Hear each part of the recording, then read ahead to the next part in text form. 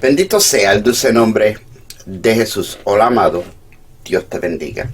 Hace unos días traje una palabra para el 2024 y usé como hincapié el libro de Daniel. Voy a tratar en el día de hoy de llevarte en el libro de Daniel los últimos 3 capítulos para que tú veas lo que Dios me dejó ver y entonces me dejó hablar acerca del cumplimiento de estas cosas. Para mí es difícil porque no es lo mismo estar en un grupo en vivo con Biblias abiertas, con presentaciones de PowerPoint donde se pueden hacer preguntas y se pueden dar respuestas. Estoy en mi cueva de Adulam, en mi ático, en mi lugar santísimo, donde me meto con Dios. Y orando, sé que la palabra que solté para el 2024 estaba un poco complicada, controversial y no necesariamente alegre. Bien, el libro de Daniel, donde el Señor me llevó, yo estaba durmiendo, soñé, me desperté, no me acordé del sueño, pero me acordé que tenía que ver con Daniel los últimos 3 capítulos. Oré, empecé a orar y fui al libro, lo leí, y esto es lo que el Señor me enseñó en Daniel. Crudo, sin añadirle o quitarle, para que tú sepas lo que Dios me dejó ver y para que Dios te permita a ti ver lo que tú tienes que ver. Estoy hablando proféticamente, es una enseñanza de profecía a causa de una profecía. Una palabra, una visión profética que Dios me ha dado para el 2024. Si no sabes de qué estoy hablando, ve mi canal de YouTube, búscalo aquí, escúchala antes o después de esta enseñanza. Porque yo lo que voy a hacer es enseñarte en los últimos capítulos de Daniel lo que el Señor me enseñó, me abrió los ojos a mí para ver. Amén. Son 3 capítulos, yo no los voy a leer todos. Comenzando con Daniel capítulo 10. En el primer versículo dice que en el 3er año del rey de Persia le fue revelada palabra de Dios a Daniel, y la palabra era verdadera y el conflicto grande. La palabra verdadera y el conflicto grande. Entonces en el versículo 2 nos dice estas palabras acerca de Daniel. Escucha bien, tú has escuchado hablar acerca del ayuno de Daniel. Yo también, yo lo he practicado, lo más seguro tú también lo has hecho. Pero en este capítulo pasa algo bien interesante. Verso 2 nos dice que aquellos días yo, Daniel, estuve afligido por espacio de 3 semanas, 21 días. Afligido. No comí manjar delicado, ni entró en mi boca carne ni vino, ni me ungí con ungüento, no se bañó. Este hombre estaba en una depresión porque vio una visión que en vez de levantarlo, lo acongojó porque no tenía el entendimiento de la visión. Había un conflicto. La palabra era verdadera y el conflicto grande. Tú te has encontrado en estos conflictos porque lo que Dios te ha dicho acerca de ti, de tus hijos, de tu matrimonio, de tus finanzas, a veces no se ve. Tú sabes que se va a ver porque Dios te dio una palabra. La palabra es verdadera, pero el conflicto es grande. El diablo trata de atacar tu mente, tus sentimientos, tu corazón, de poner duda de tu fe, de tu fidelidad, del pastor, del apóstol, del profeta, aún de Dios. El conflicto es grande. Pero te quiero recordar que Dios no es hombre que mienta, ni hijo de hombre que se arrepienta. Dios no puede mentir. Si Él lo dijo, Él lo cumple. Y he aquí, he recibido orden de bendecir y no puede ser revocada. Confórtate Establece tu fe en el hecho de que si Dios te lo prometió, Él lo va a cumplir. Quizás no como tú pensabas, pero Él lo va a cumplir. Verso 4 nos dice que en el día 24 del mes primero, y ahí es donde el Señor me despertó y me dejó ver, día 24, mes primero, el año que viene, 2024, va a haber un cambio en los aires. Yo no estoy hablando política, estoy hablando principalidades y potestades de los aires. Va a haber un cambio drástico en el mundo entero, porque va a haber un cambio drástico en los Estados Unidos.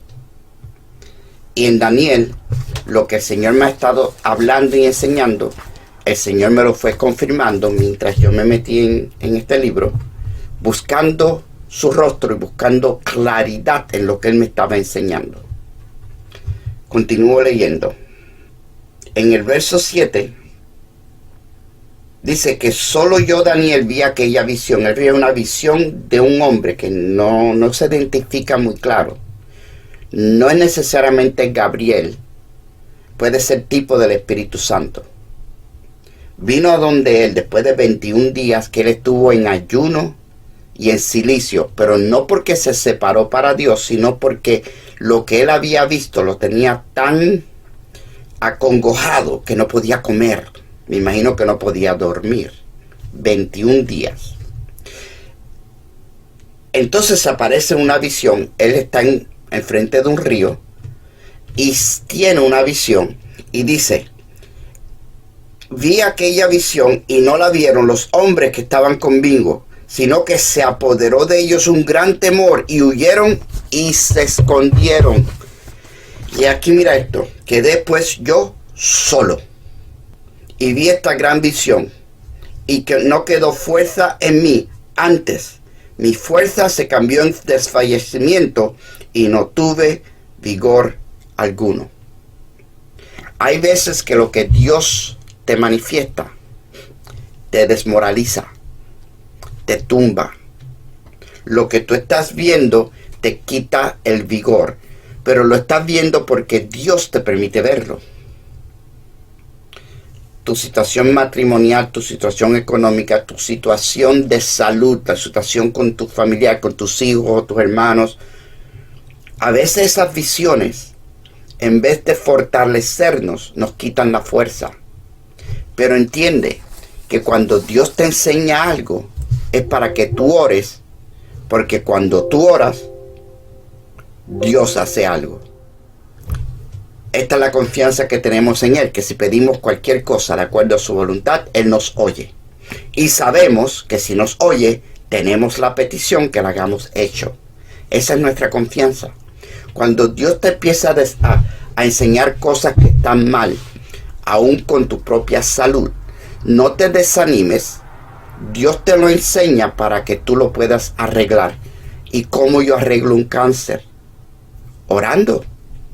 La respuesta es: tú vienes al Padre en el nombre del Hijo, por el poder de su Espíritu Santo, y tu fe vence al mundo. ¿Me estás siguiendo? Claro que sí. Vamos a seguir leyendo. Él se queda sin vigor alguno. Él le empiezan a hablar. Y entonces él queda como en cuatro patas, temblando. Una manifestación espiritual que nosotros los pentecostales la vemos a menudo.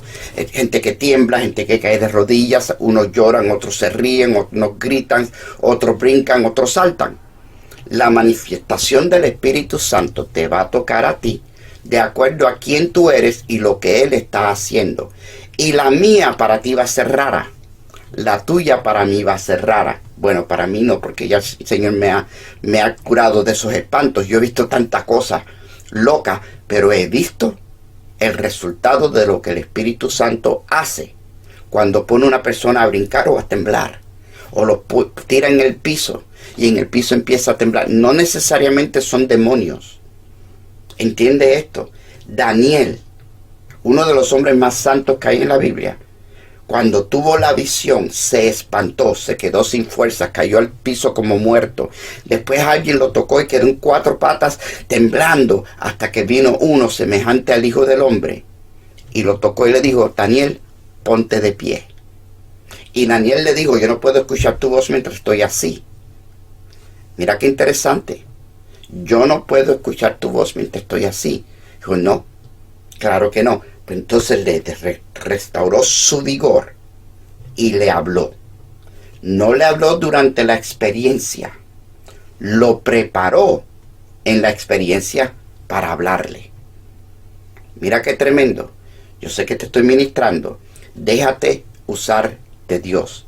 Si tú estás en la iglesia, si tú estás en el templo, si tú estás en tu casa, tú estás en tu ático y empiezas a orar y sientes que el Espíritu Santo quiere que tú dances, que brinques, que hables en lengua, déjalo, hazlo.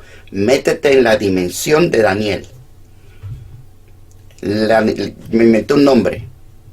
No, la dimensión de Ezequiel. La dimensión de Juan, el apóstol, que vio el Apocalipsis. Deja que el Espíritu Santo te lleve a la dimensión, a la profundidad de su presencia y de su revelación, a la que Él te quiere llevar. Déjate llevar.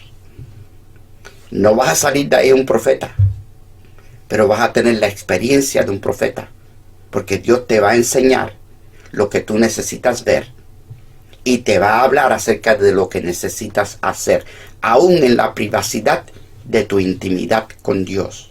De eso se trata la oración. No es de pedir, es de entender y conocer a Dios. Dios quiere que tú lo entiendas y lo conozcas, no solamente que lo conozcas. Ese es el corazón del Padre. Por eso nos dio el Espíritu Santo, porque el Espíritu Santo escudriña aún lo más profundo del Espíritu, no solamente el Espíritu nuestro, sino el de Dios, y nos une. Así que métete en la dimensión del Espíritu. Bendito sea el Señor. En el verso 20, y estamos terminando el capítulo 10, dice que aquel que tenía semejanza de hombre lo toca y le dice: ¿sabes por qué he venido a ti? Pues ahora tengo que volver para pelear contra el príncipe de Persia, y al terminar con él, el príncipe de Grecia vendrá. Pero yo te declararé lo que está escrito en el libro de la verdad, y ninguno me ayuda contra ellos, sino Miguel, vuestro príncipe. Bien, ciertas cosas que te tengo que ministrar. Estos son tipos de principalidades y potestades de los aires. No está hablando del reino de Persia y no está hablando del reino de Grecia, aunque se manifiesta históricamente en el reino de Persia y se manifiesta en el reino de Grecia. Y el arcángel Miguel, vuestro príncipe, es el ángel protector, es la principado y potestad de los aires de Dios que está sobre Israel. El arcángel Miguel es el ángel guardián, el ángel protector de Israel. Mira qué lindo. Todas las naciones tienen ángeles protectores, todos los territorios, pero también tienen principalidades y potestades de los aires que quieren destruir a la gente de ese territorio. No a los cristianos, a todo el mundo. Y por eso Dios envía principalidades y potestades, ángeles, querubines, arcángeles, ángeles protectores. El ángel de Jehová acampa escudo alrededor de mí. Principalidades y potestades del reino de Dios los envía a la tierra para que trabajen con la iglesia. Porque mientras en el mundo de los demonios hay principalidades y potestades de los aires destruyendo territorios, en el mundo de los humanos está la iglesia.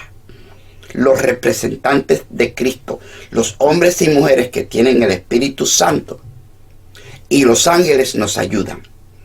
Pero la batalla no es entre Dios y el diablo, es entre tú y el diablo. Tú y yo, la iglesia, estamos haciéndole frente a principalidades y potestades de los aires que quieren destruir la humanidad.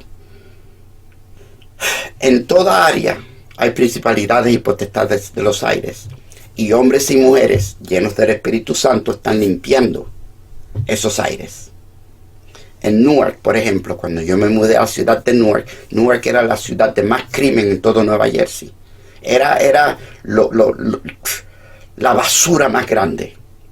Pero se levantó un pueblo de Dios, latino, negro americano, portugués, españoles, aún musulmanes se unieron a cambiar los aires. Hicimos actos proféticos, nos unimos, oramos juntos, ayunamos juntos. Y hoy en día Newark es una ciudad bendecida y próspera, porque las principalidades y potestades de los aires de Dios, el reino de Dios, apóstoles, profetas, evangelistas, pastores, maestros y el pueblo nos unimos a limpiar nuestros aires. Y lo que se hace en la tierra no sucede, sino primero pasa algo en los aires. Reprendimos, oramos, ungimos con aceite y el Señor cambió los aires de nuestra ciudad. Guerra espiritual. Y ahora las principalidades y potestades de los aires que corren la ciudad de Newark están envueltos en la política. Son hombres y mujeres, muchos cristianos, muchos no. Muchos con buenos sentimientos y buena moral, muchos no, incluyendo cristianos. Yo he conocido musulmanes y aún ateos que tienen más integridad y mejor moral que muchos que dicen que son cristianos. Ese es el problema de la raza humana, que la iglesia, que es la representante de Cristo en la tierra, no siempre actúa bien. Hay demasiados de nosotros que estamos en la farándula cristiana, que nuestro Dios se ha convertido en la fama y el dinero y no en el reino de Dios. Y eso es un problema, porque lo único que vence al diablo es nuestra fe. Y cuando tú no caminas en integridad, tu fe disminuye. Tu palabra no tiene poder, no tiene efecto, y tu oración tampoco. Por lo tanto, el diablo nos hace la guerra para desmoralizarnos, para quitarnos la fe, quitarnos el gozo, quitarnos la paz. Y cuando no estamos bien con Dios, no somos una treta para Él. Pero el cristiano que ora y le cree a Dios, escúchame bien, estamos dándole un palo al diablo. No se trata de lo santo que tú seas, se trata de que tú sepas que el santo te santificó. Y que cuando tú pides al Padre en el nombre de Jesús, Él te escucha y Él te contesta. Cuando tú oras por tus hijos, por tus nietos, por tu matrimonio, por tus finanzas, por la ciudad, por las personas que tú ves aún en las redes y en la televisión, cuando tú oras, tu fe abre las puertas del cielo. No te dejes amedrentar por el diablo, porque tú no eres perfecto. La victoria que vence al mundo es nuestra fe. Y mi fe no está puesta en mí, está puesta en Él. Cree que Él es. Y todo lo que tú pidieres al Padre, creyendo. Pídelo en el nombre de Jesús. Y créelo. Y será hecho. No por quien tú eres, sino por quien Él es y lo que Él hizo en la cruz.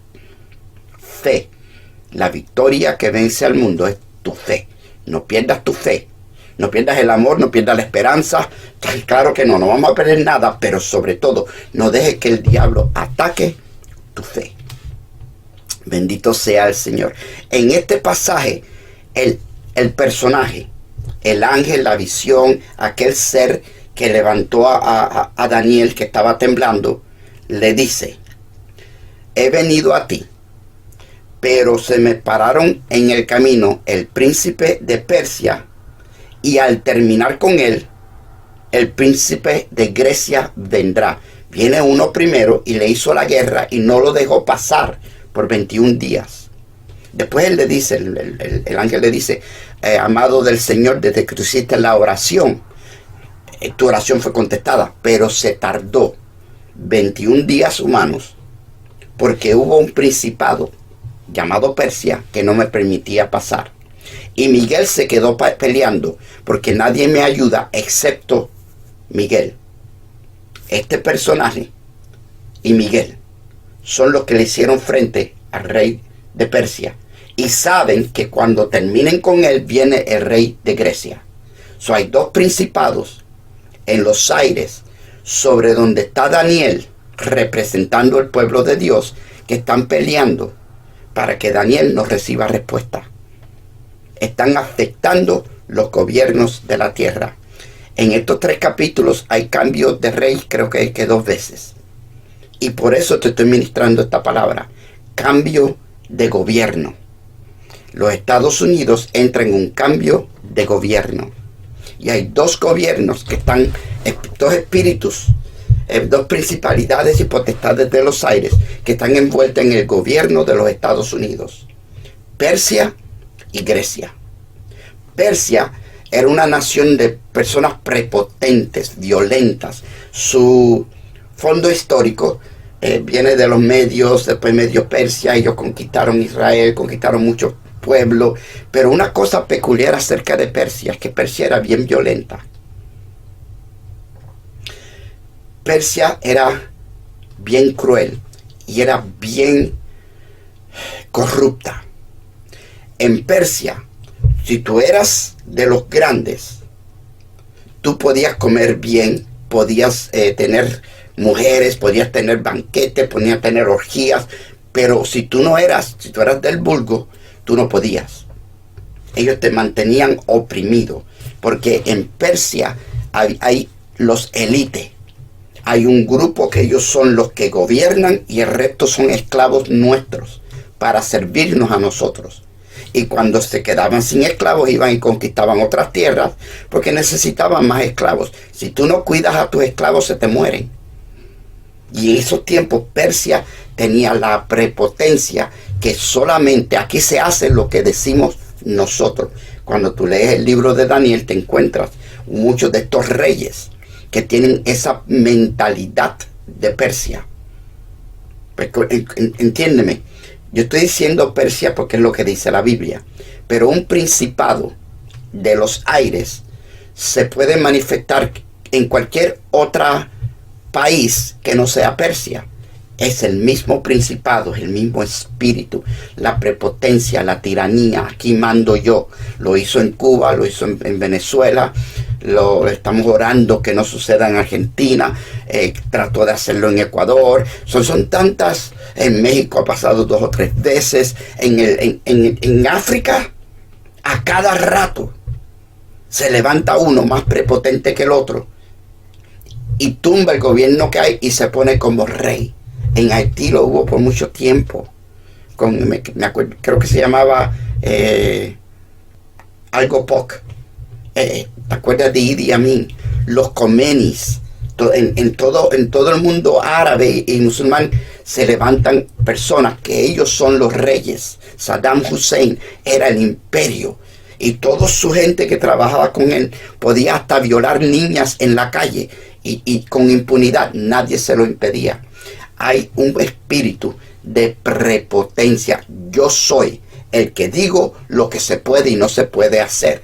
Y esta es la plataforma del anticristo. Porque llega el momento donde si tú quieres hacer lo que a ti te da la gana, tienes que aceptarme a mí como tu Señor. ¿Y cómo lo hago? Te pones una marca o en la mano derecha o en la frente. Y ese espíritu de prepotencia, que a mí no me importan las leyes, aquí se hace lo que yo diga, está gobernando sobre los Estados Unidos de Norteamérica y se está manifestando en la política. Pero viene el rey de Grecia. En estos momentos, en nuestra realidad, el rey de Grecia ya llegó. Es más, posiblemente llegó primero. Porque yo te estoy enseñando lo que sucedió en el tiempo de Daniel y que Dios me está dejando ver que está sucediendo en nuestros tiempos.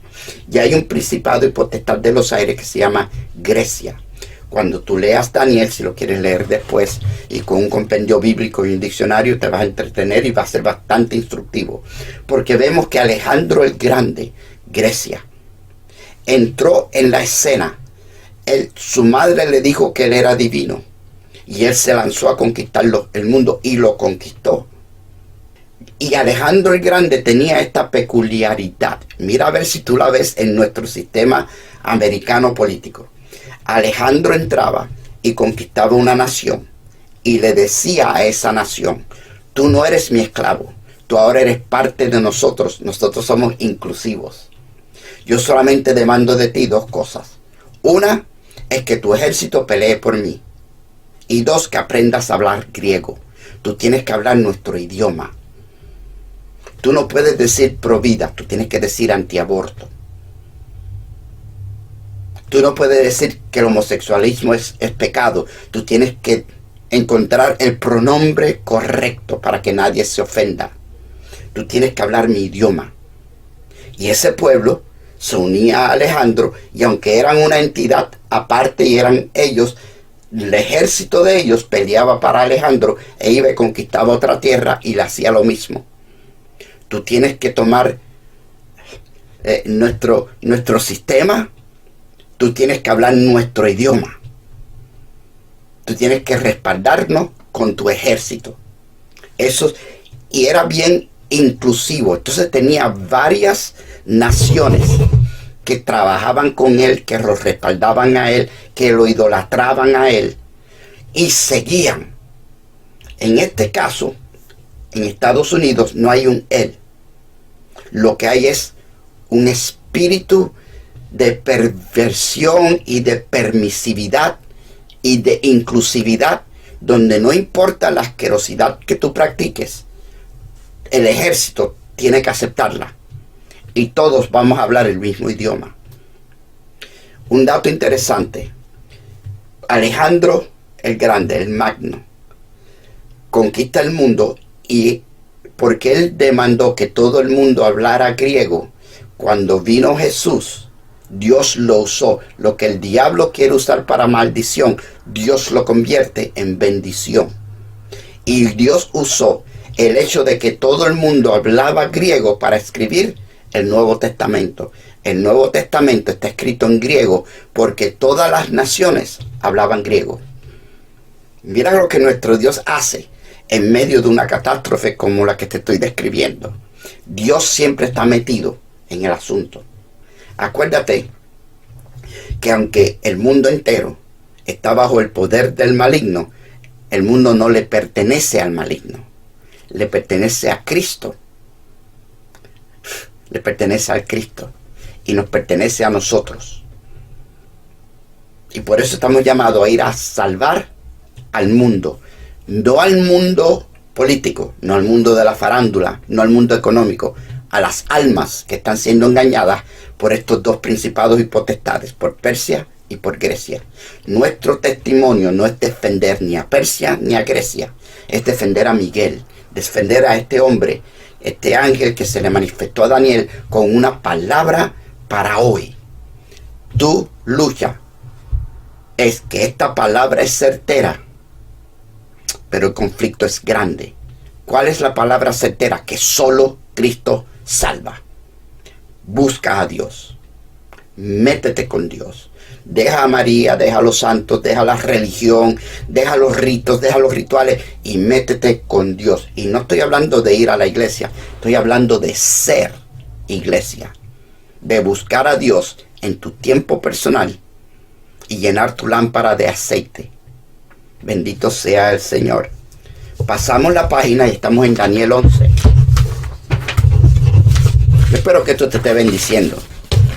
Mi alma te bendice, Señor.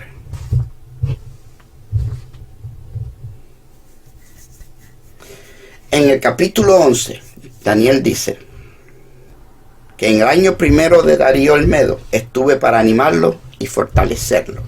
Y eso es lo que yo quiero hacer en el día de hoy, animarte y fortalecerte. No pienses en ningún momento que porque estamos en el medio del apocalipsis, Dios ha dejado de ser Dios o el Cristo todavía no está sentado en el trono, sobre todo en el de tu vida. Y eso es lo que te estoy ministrando. Yo quiero animarte y fortalecerte. Mientras Cristo sea tu Señor, ya es tu Salvador, hazlo tu Señor. No importa lo que suceda en el mundo, tú estás sobre las aguas. Tú vas a caminar en las aguas como caminó Pedro, sin congoja, sin depresión, sin ansiedad. Siempre y cuando mantengas tus ojos en Jesús. ¿Cuándo se hundió Pedro? Cuando en vez de mirar a Jesús, se puso a mirar el viento y las olas. Y perdió, ¿qué? Dilo, la fe. No pierdas tu fe. Mantente en el hecho de que hasta aquí te ayudó Jehová. Tú no has visto a Jehová fallarte todavía, ¿verdad que no? Bueno, yo tengo buenas noticias. No lo vas a ver fallarte. Porque aunque tú seas infiel, Él permanece fiel. Él no se niega a sí mismo. Esta palabra es verdadera. El cielo y la tierra pasará, pero su palabra no pasará. Confórtate con saber que tú estás en Cristo y en su palabra. Tú no vas a pasar, tú no vas a fracasar, tú no vas a ser destruido, tú no vas a quedar en vergüenza. ¿Por qué? Porque tú estás en la palabra. Y la palabra nunca regresa vacía. Tú tampoco. Bendito Dios. En este capítulo 11 habla muchísimo acerca de Alejandro el Grande, habla de todo eso que te hablé. Pero entonces llegamos, verso 31. Dice: y se levantarán de su parte tropas que profanarán el santuario y la fortaleza, y quitarán el sacrificio y pondrán la abominación desoladora. Dentro del capítulo 11 vemos a Persia, Alejandro, vemos a Roma, vemos cuando el ejército de Tito entró y conquistó a Jerusalén y conquistó el templo, y el ejército de Tito, el emperador romano, sacrificó un cerdo adentro del templo. Y muchos historiadores y teólogos dicen que esa fue la abominación desoladora. Pero en el capítulo 12 establece que esto no es para los tiempos de Israel cuando aparece el Mesías. Esto es para el tiempo del fin. Mira, capítulo 12 dice: pero tú, Daniel, cierra las palabras y sella el libro hasta el tiempo del fin. Muchos correrán de aquí para allá y la ciencia aumentará.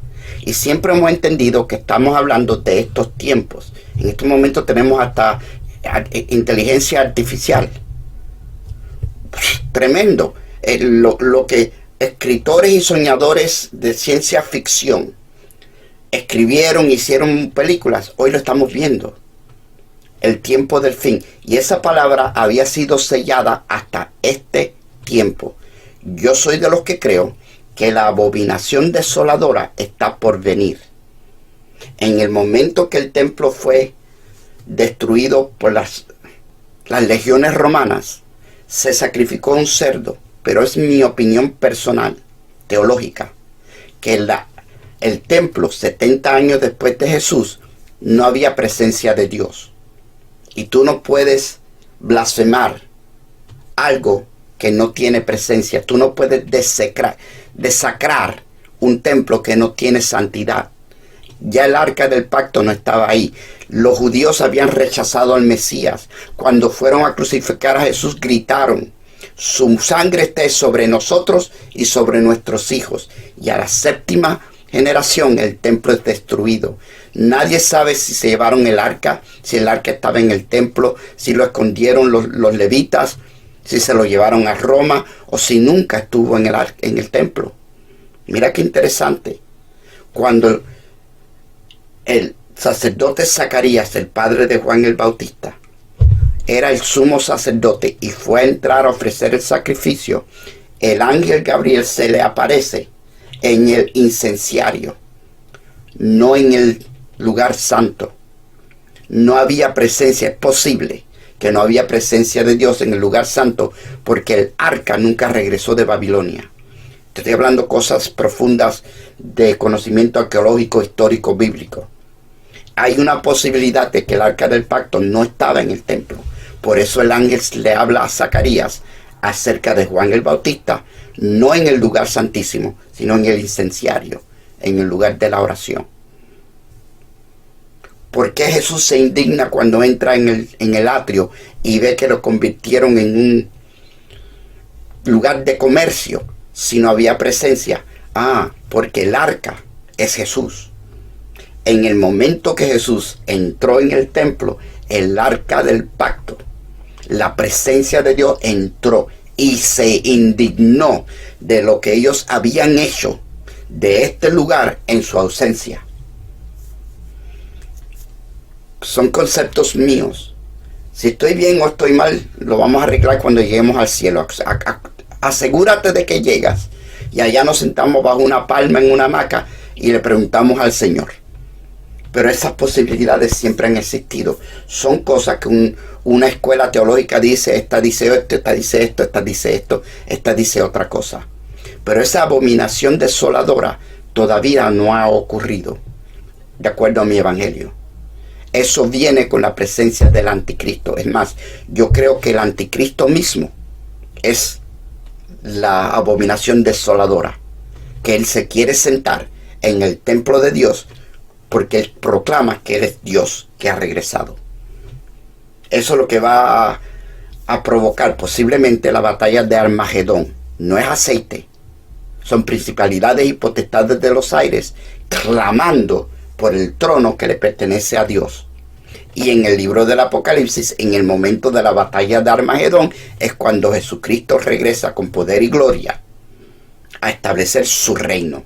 Ahí es donde él llega y dice, no, aquí nadie se sienta en ese trono es mío. Y regresa con su iglesia y con sus ángeles, contigo y conmigo. Bendito sea el nombre del Señor. Hay otro pasaje, otro versículo en el capítulo 12, verso 9. Él respondió, anda Daniel, pues estas palabras están cerradas y selladas hasta el tiempo del fin. Muchos serán limpios y emblanquecidos y purificados. Los impíos procederán impíamente y ninguno de los impíos entenderá, pero los entendidos comprenderán. Hay un verso bien interesante, me encanta esto. Reina Valera 1960. Va a ser un anuncio, una Biblia, que muchos han tratado de descartar. La interesante de la Biblia Reina Valera 1960 es que cuando tú la lees, hay un seguimiento en la palabrería, en el estilo del escritor, que se entiende de aquí allá y de allá acá. Y tú sabes que aunque hay diferentes escritores, hay un autor. Escritores hubieron muchos. Autor, el Espíritu Santo. El autor de la Biblia es Dios. Y esta palabra dice, mira qué linda, te lo voy a leer de nuevo. Muchos serán limpios y emblanquecidos y purificados. Los impíos procederán impíamente, y ninguno de los impíos entenderán, pero los entendidos comprenderán. En el Apocalipsis nos dice que el que está limpio, límpiese más, y el que está sucio, ensúciese más. Y yo veo esto como una conexión perfecta entre esta profecía que es para el tiempo final y el Apocalipsis, que es obvio que es el tiempo final.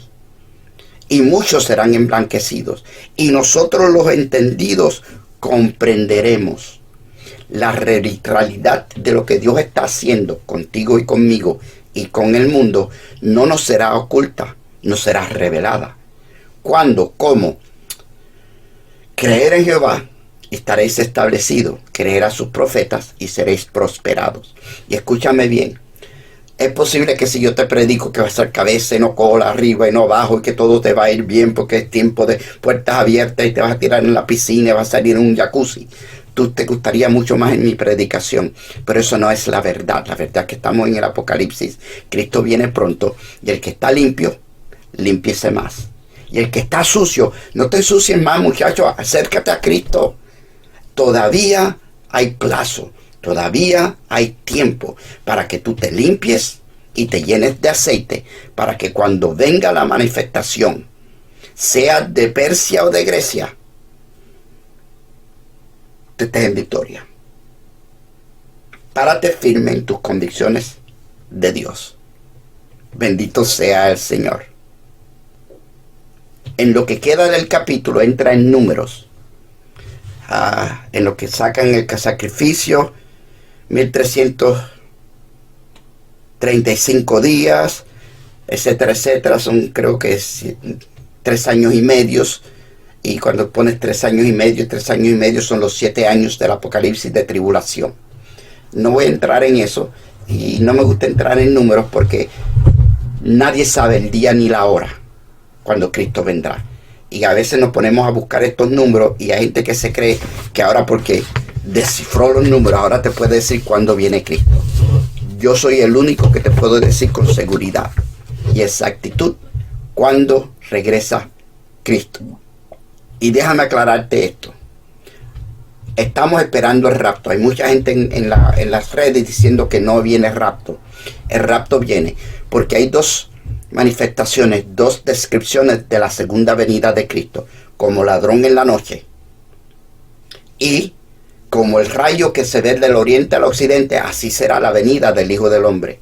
No, espérate. No puede venir como ladrón en la noche con un relámpago y todo ojo lo verá y hará sonido. No. Quiere decir que hay dos. Una es el rapto, como ladrón en la noche, y entonces la que te hablé ahorita, que está en Daniel, que viene con poder y gloria y sus ángeles y su iglesia con él. Ese es lo que el relámpago, el rayo, que todo ojo lo verá y toda rodilla se doblará. Son dos situaciones diferentes. Nosotros estamos esperando el rapto. Y este es el momento preciso cuando somos raptados. Dice así la palabra de Dios y leo la letra. En un momento, en un abrir y cerrar de ojos, porque la trompeta final sonará y con voz de arcángel los muertos en Cristo serán levantados primero y entonces nosotros que estamos vivos seremos levantados junto con ellos y nos encontraremos con ellos en los aires. Y por eso a la segunda venida corporal, a la segunda venida de Cristo, podemos venir con Él y sus santos, porque ya estamos en la presencia de Dios. No permitas que nadie tumbe tu fe. Las cosas se van a poner color de hormiga, pero la iglesia va a seguir llena de Espíritu Santo y fuego. Límpiate más, métete más, búscalo más. Para la iglesia no hay tribulación. Hay la expectativa de que vamos a ser rescatados, aún en el medio de una tribulación, una persecución, de cualquier problema. Al fin y al cabo, amado, el único que tiene poder y autoridad sobre tu vida y la mía es Dios. Es Dios. Pues métete con Dios a través de su Hijo Jesucristo y vive la vida en el Espíritu. 2024, hay un cambio drástico en los principados y potestades de los aires de las naciones, incluyendo los Estados Unidos. Pero la iglesia sigue caminando. La iglesia sigue en victoria. Jesús todavía está sentado en el trono, por lo menos de mi vida. Así que yo no me arremento. No me da ansiedad, no me da depresión, a veces me da un poco de tristeza porque veo las almas que se pierden, pero vivo confiado igual que tú, de que mi Dios siempre me dará la victoria. Al final del día, la victoria va a ser mía porque ya Cristo me la otorgó espiritualmente y me la da diariamente, me la da aquí en este planeta. Gloria sea al dulce nombre de Jesús. Bien, amado, espero que esta disertación te haya bendecido, te haya abierto el hambre de leer la Biblia, la curiosidad y sobre todo que haya puesto en ti el deseo de sentarte a hablar con Dios, no para pedirle, sino para que Dios te hable, para que te enseñe. Ya lo conoces, ahora entiéndelo, búscalo. Porque lo que Dios quiere tener contigo es una relación, una intimidad de padre e hijo, de novio a novia, de esposo a esposa. Dios está enamorado de la raza humana. El Espíritu de Dios anhela tener intimidad con tu espíritu. Bendito sea el Señor. Bien, amado, hasta aquí esta palabra del día de hoy. Espero que te haya bendecido. Yo ahora me despido como de costumbre, deseándote lo mejor que un ser humano le puede desear a su prójimo, mi hermano, mi hermana. Que Dios te bendiga. Chao.